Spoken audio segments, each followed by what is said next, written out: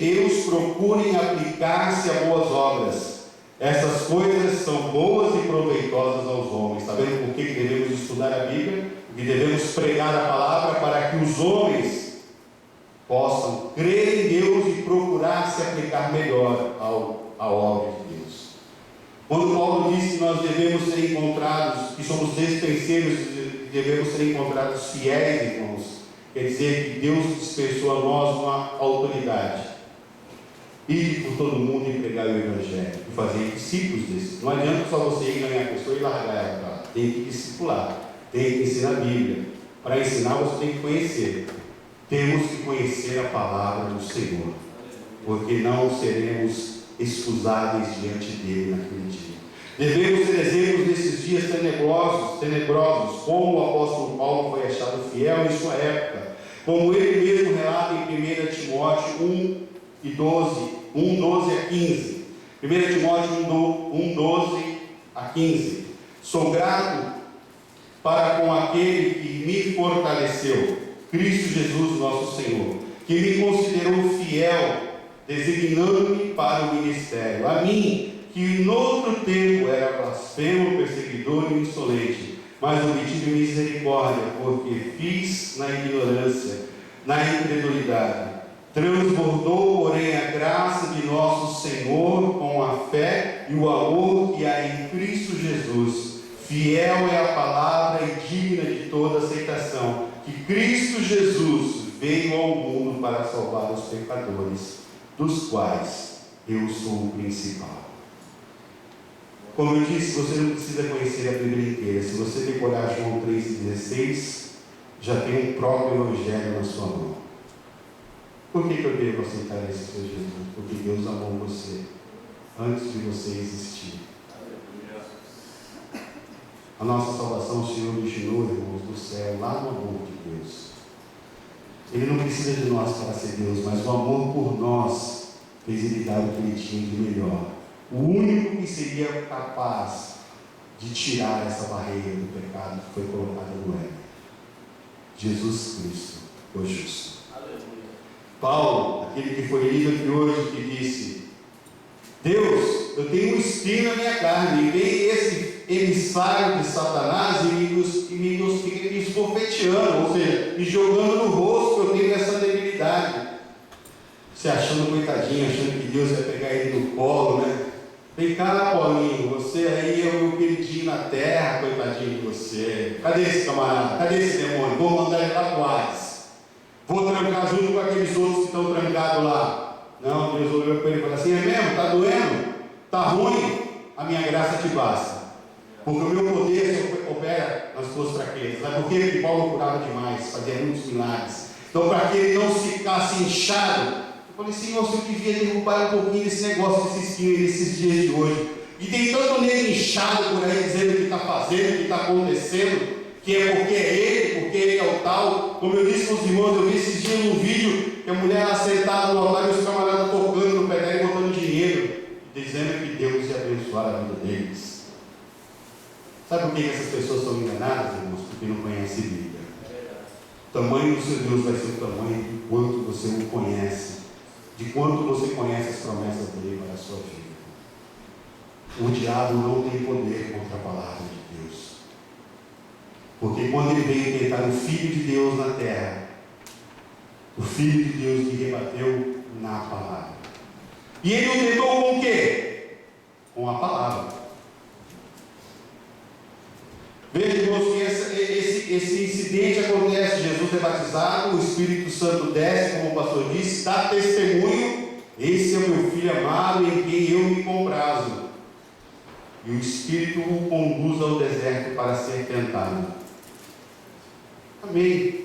Aí a Bíblia diz assim: teve fome. Como eu disse, veio a necessidade, veio o tentador junto.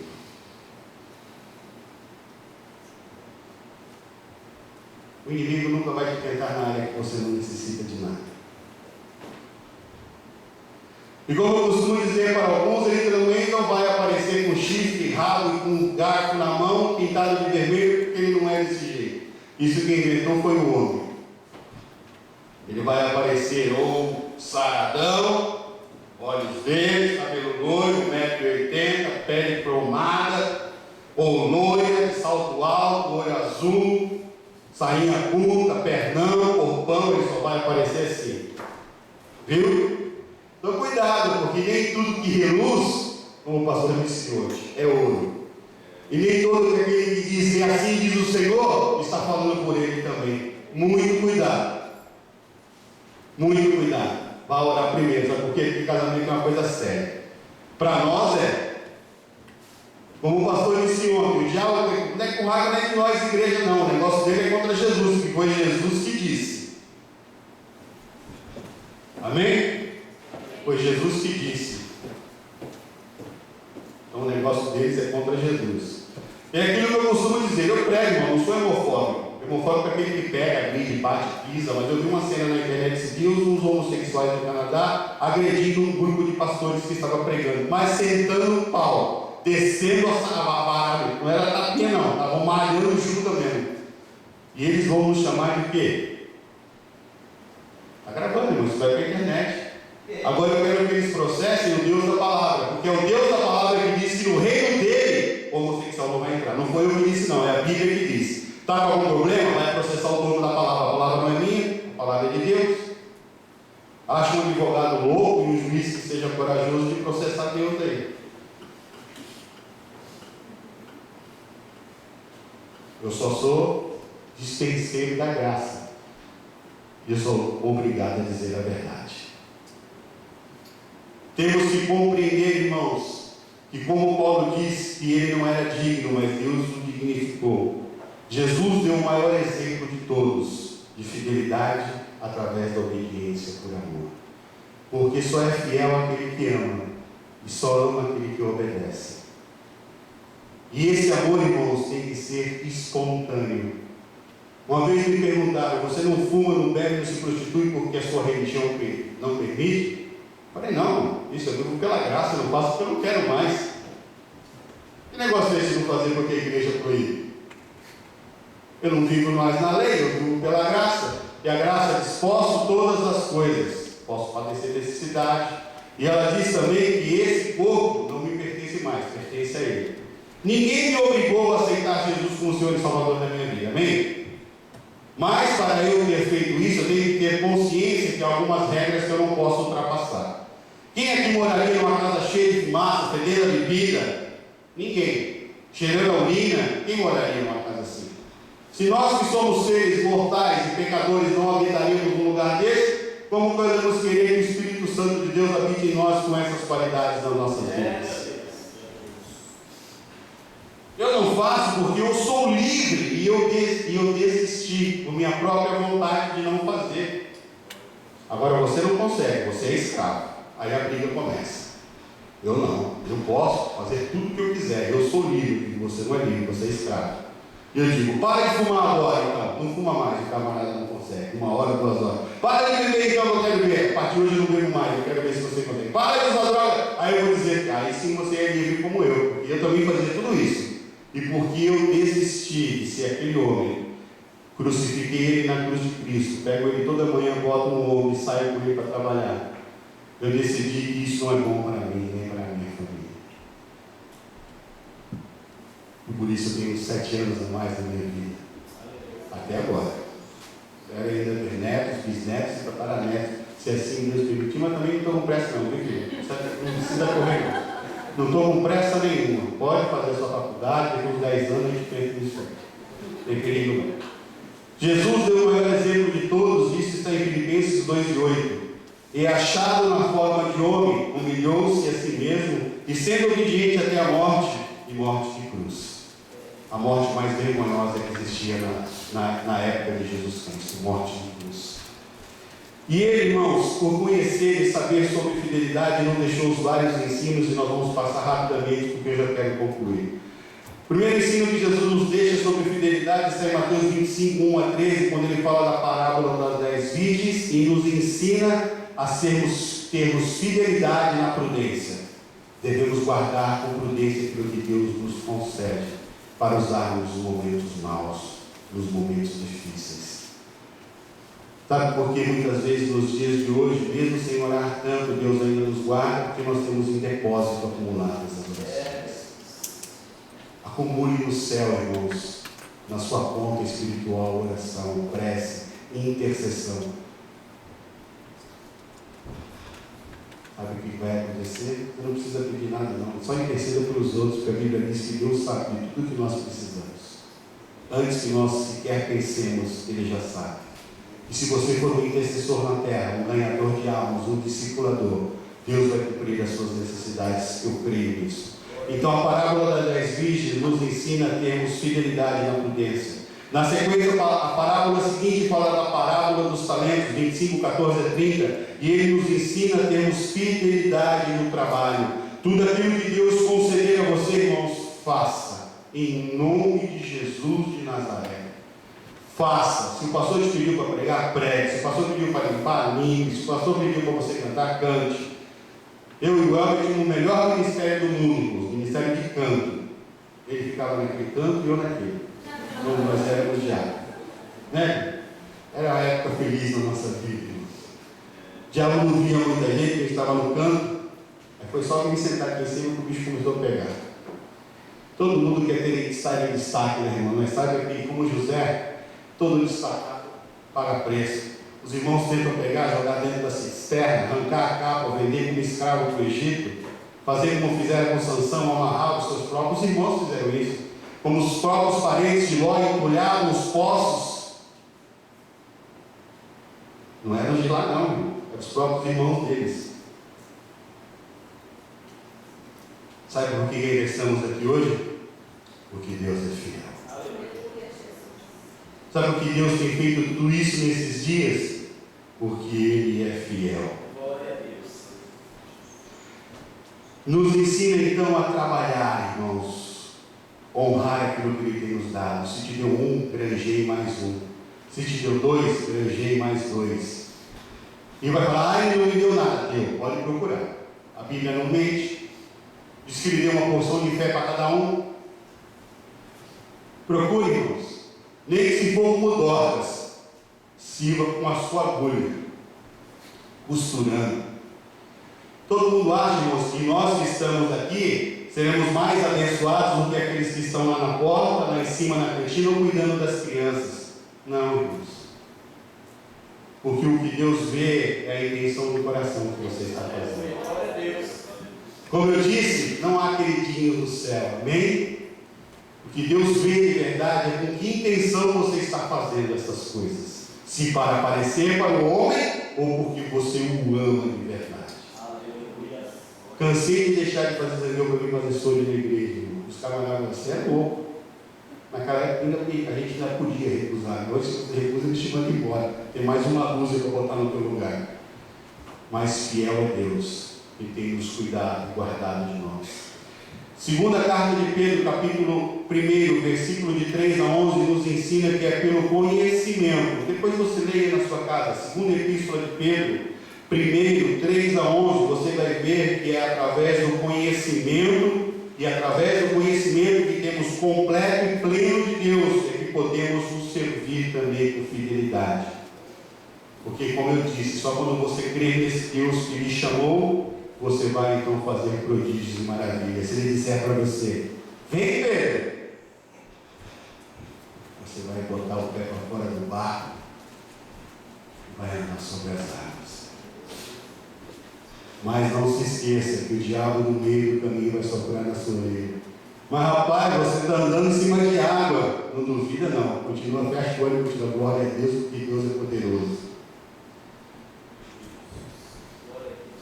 Ele é fiel. Aleluia. E nós devemos ser fiéis com Ele também.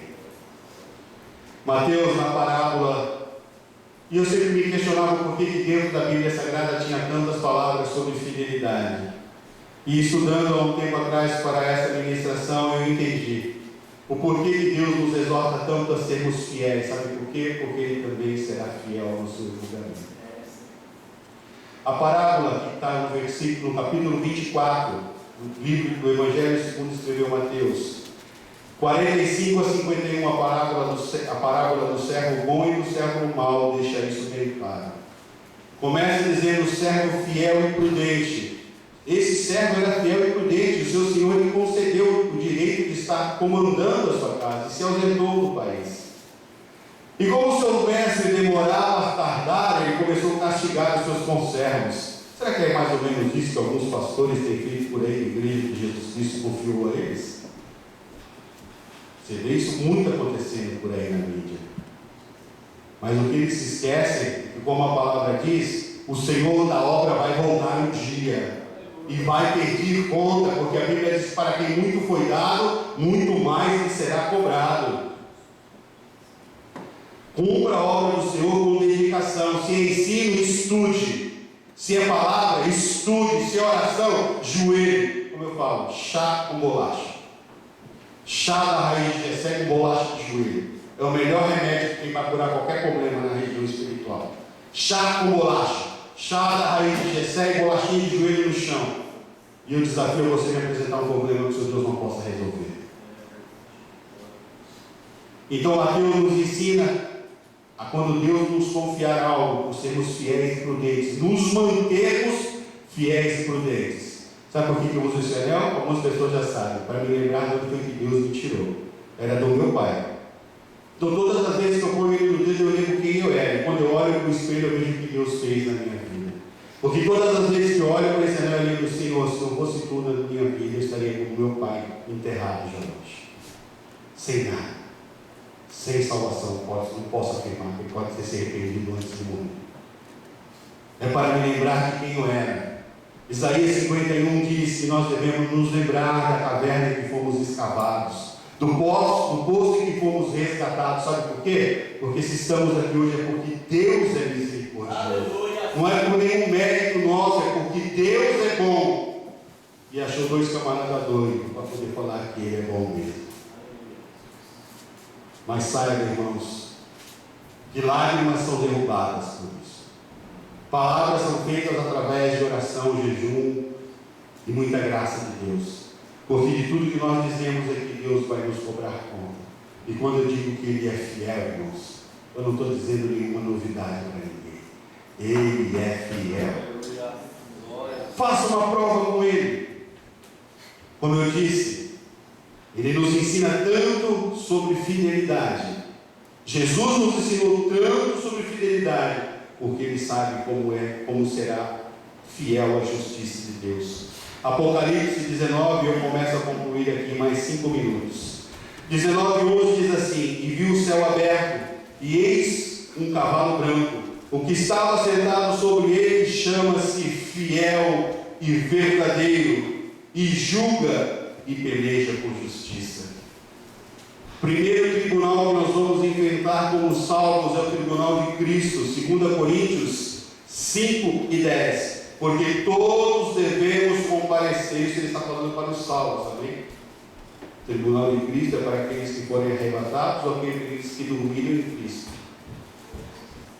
Porque todos devemos comparecer ante o tribunal de Cristo, para que cada um receba segundo o que tiver feito por meio do corpo, bem ou mal. Aí você vai me perguntar: mas como pode ser bem ou mal se nós já estamos no céu? Pois é, porque o pecado Deus perdoa, mas a consequência você vai arcar. Mas lá no céu, se você deixou de evangelizar, você vai ver pessoas com galardão enorme. Você vai falar: nossa, o que esse camarada fez para Jesus? E você nunca vi ele na mídia, nunca vi ele pregando em nenhum congresso. Deus vai falar assim: ele passou 30 anos da sua vida de joelho orando na sua igreja. Nunca pregou o evangelho, nunca saiu de dentro da sua congregação, mas passou 30 anos orando por salvação de almas.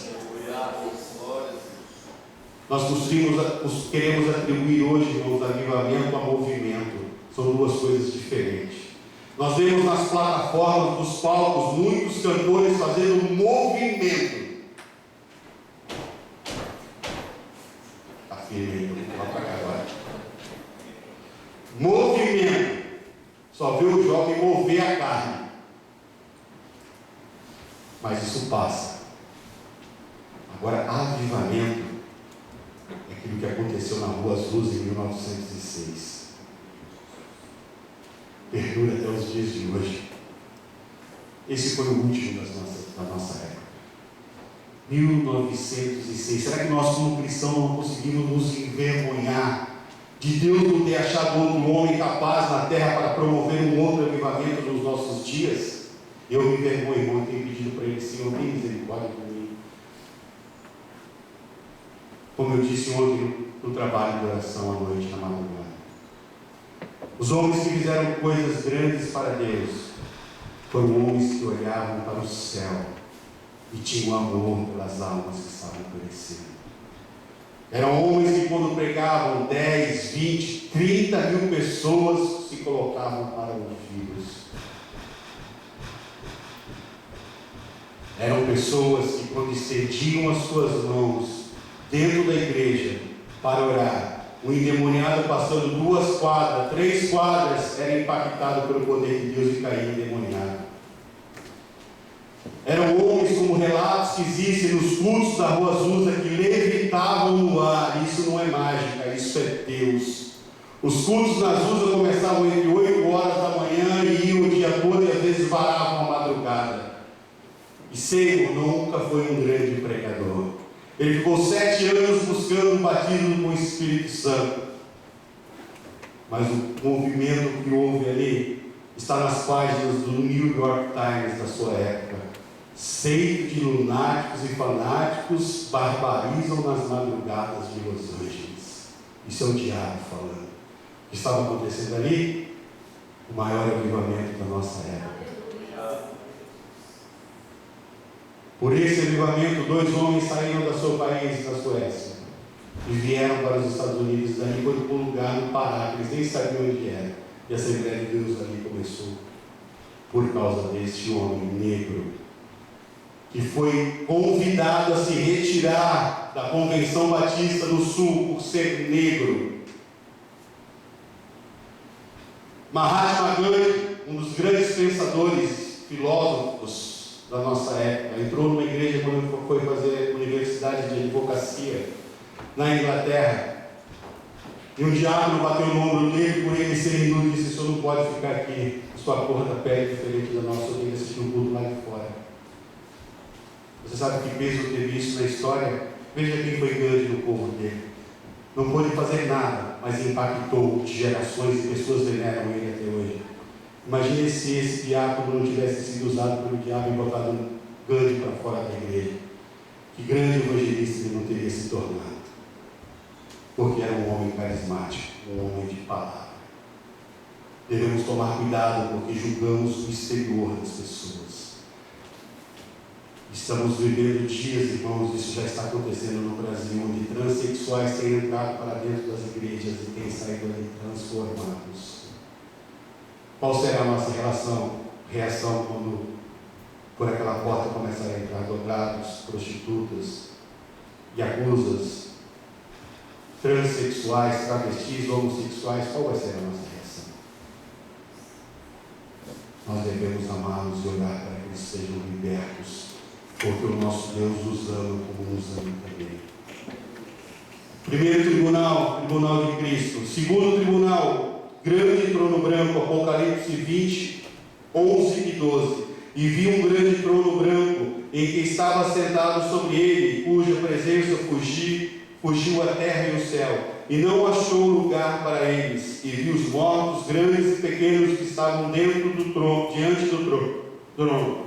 E abriram-se os livros, e abriu-se um outro livro, o livro que é o da vida. E os mortos foram julgados pelas coisas que estavam escritas nos livros segundo as suas obras. O nosso Deus é fiel em justiça, e a sua justiça, porque Ele é amor, mas acima de tudo Ele é justiça. Paulo, dizendo à igreja de Éfeso, no capítulo 5, diz assim, verso 14: pelo que diz, desperta, ó tu que dormes. Levanta de dentre os mortos, e Cristo te iluminará. E eu quero concluir com o versículo que comecei, Hebreus 10 e 23. Irmã Cíntia, pode adorar o Senhor, irmã? Enquanto eu concluo com esses 3 versículos, a irmã vai se preparando. Guardemos firmemente a confissão da esperança, sem vacilar, porque aquele que fez a promessa é fiel. Lamentações, como eu preguei da última vez, quero trazer à memória o que me pode dar a esperança. Lamentações 3 e 21. E o que pode dar esperança? Está a partir do verso 22, do próprio capítulo 3 até o verso 26. As misericórdias do Senhor são a causa de não sermos consumidos, porque as suas misericórdias não têm fim, se renovam a cada manhã. Grande é a sua fidelidade. A minha porção é o Senhor, diz a minha alma, portanto esperarei nele. Bom é o Senhor para os que esperam por ele, para a alma que o busca. Bom é aguardar a salvação do Senhor, e isso em silêncio. Isso Jeremias falava na nova, na velha aliança, mas essa salvação já veio à terra, já habitou entre nós. Morreu numa cruz, ressuscitou ao terceiro dia, subiu aos céus após 40 dias e nos deixou uma promessa que volta para nos buscar. E eu encerro com Apocalipse 2 e 10. Quero falar para você nesta noite. Olha aqui para mim. Apocalipse 2 e 10. Não temas as coisas que tens de sofrer. Eis que o diabo está para lançar em prisão alguns dentre vós, para serem expostos a provas, e terei tribulações de 10 dias. Ser fiel até a morte, e dar-te-ei a coroa da vida. A irmã Cíntia vai estar adorando ao Senhor. Eu quero pedir mais 5 minutos para você fechar os seus olhos. Pense em tudo que você tem feito para o reino de Deus nesses anos. Pense em tudo que você tem colocado diante do seu Deus como um projeto, como um propósito. E veja se você tem cumprido com todas as promessas que você fez para os seus filhos. Lembra-se do dia do batismo nas águas? 3 perguntas que foram feitas. Lembra das 3 perguntas que você respondeu no dia do seu batismo? Quantos ainda lembram? Pode escolher, meu irmão.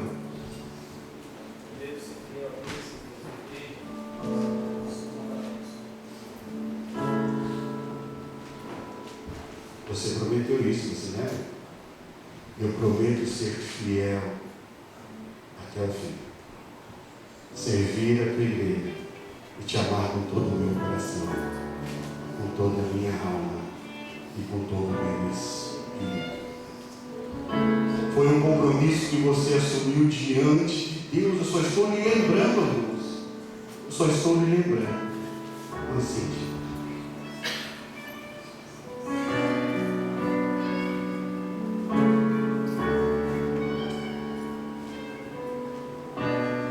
voz me chama sobre as águas, onde os meus pés podem falar,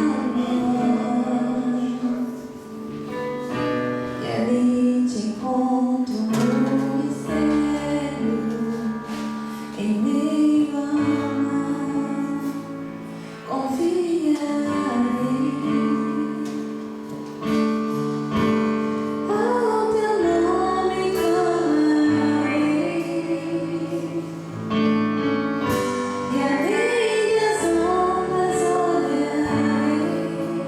Do mar para sua tempestade nesta hora.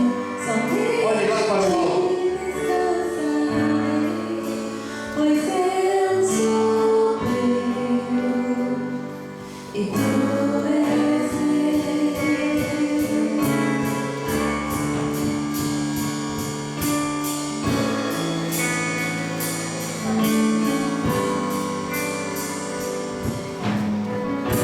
tua graça cobre os meus temores.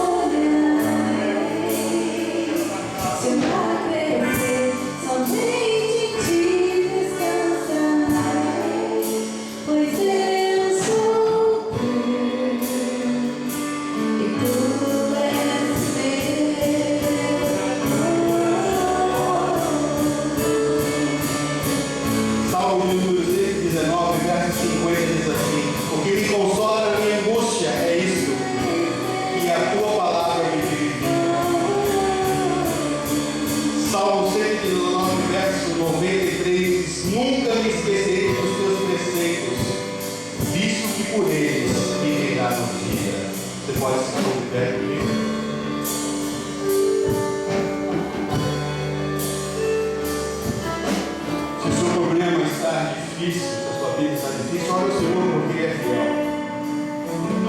Se é um filho, um marido, uma esposa, um parente, uma enfermidade, o Deus que é fiel está nesse lugar nesta noite. Eu quero fazer só 3 convites e encerrar. Alguém para Jesus nessa noite?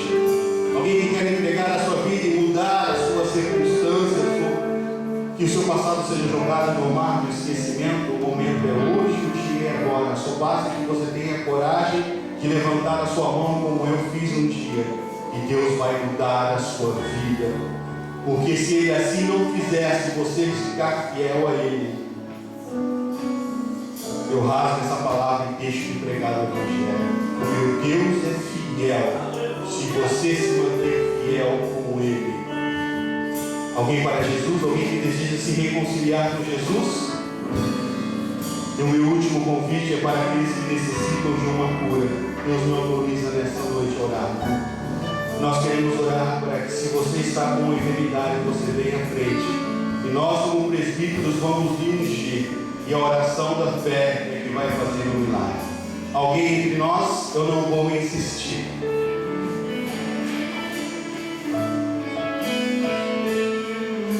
Senhor, segundo a Tua palavra, nós ministramos, Senhor, a Tua vontade, o Teu querer. Segundo a Tua palavra, Senhor, nós ministramos, Senhor, que confiamos plenamente em Ti. Estamos aqui nesta hora para orar, Senhor, conforme nos ensina na Tua palavra, pelos enfermos, Pai. Porque assim Tu nos autoriza nesta noite, Pai, a ungirmos aqueles que pela fé vierem nesta tribuna, crendo que Tu ainda permanece fiel. Mais alguém? O presídio já está ungido.